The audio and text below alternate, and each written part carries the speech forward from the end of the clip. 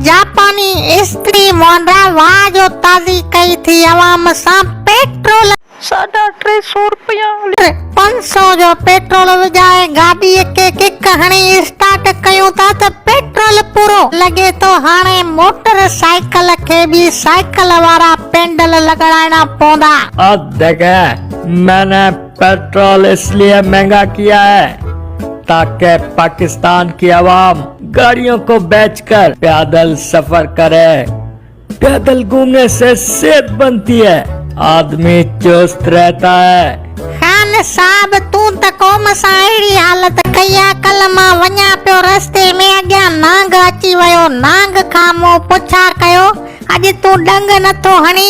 नांग चवण लॻो अॻ में इमरान खान तव्हांखे थोरा डंग हया आहिनि जो हाणे मां बि तव्हांखे डंग हणां। बाबा अटो 80 रुपया किलो, घी 350 रुपया, खंड 100 रुपया, पेट्रोल 140 रुपया लीटर। आखिर आवाम वञे त काॾे वञे?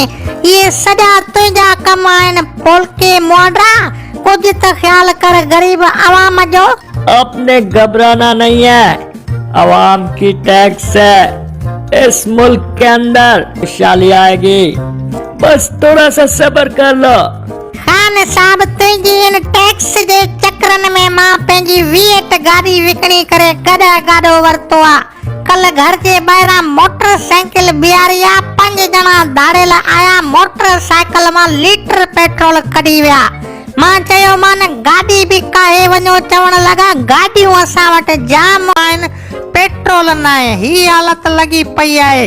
को हिकिड़ो कम त ॿुधाए इन्हनि 4 सालनि में जेको तूं आवाम जे फ़ाइदे लाइ कयो हुजे। बाक़ी इलेक्शन खां अॻु में कंटेनर जे मथां चढ़ी अहिड़ा ड्राड़ हणंदो हुए त नओं पाकिस्तान ठाहींदुसि। सफ़ा को हाई लेवल जो ड्राड़ी आई। तुंहिंजी इन तब्दीली जे चक्कर में असां त पिनण जेड़ा थिया आहियूं।